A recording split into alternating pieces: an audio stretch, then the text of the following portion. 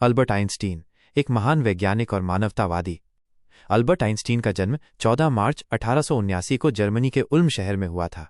उनके पिता Hermann Einstein एक इंजीनियर और व्यापारी थे और उनकी मां का नाम पाउलिन आइंस्टीन था। बचपन में आइंस्टीन कम बोलते थे, जिसकी वजह से कुछ लोग उन्हें मंदबुद्धि भी समझते थे।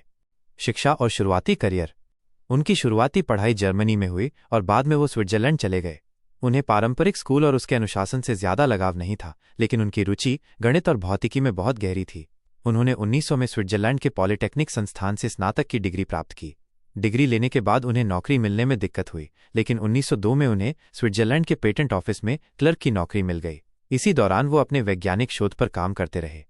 वैज्ञानिक उपलब्धियां और चमत्कारी वर्ष।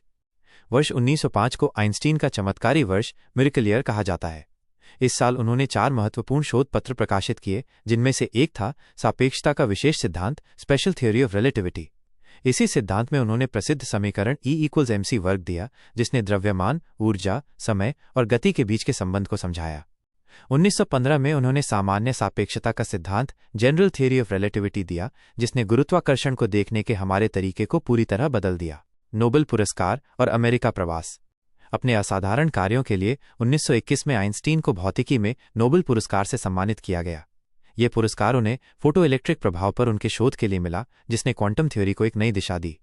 1933 में जब जर्मनी में हिटलर की नाजी सरकार सत्ता में आई, तो आइंस्टीन, जो एक यहूदी थे, जर्मनी छोड़कर अमेरिका चले गए।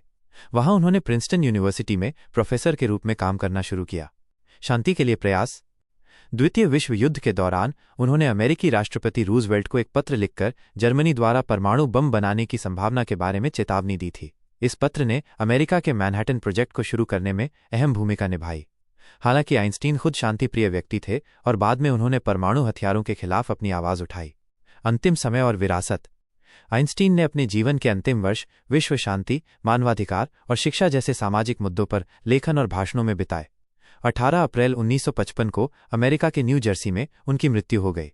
उनकी मृत्यु के बाद उनकी बुद्धिमत्ता को समझने के लिए उनके मस्तिष्क का अध्ययन किया गया।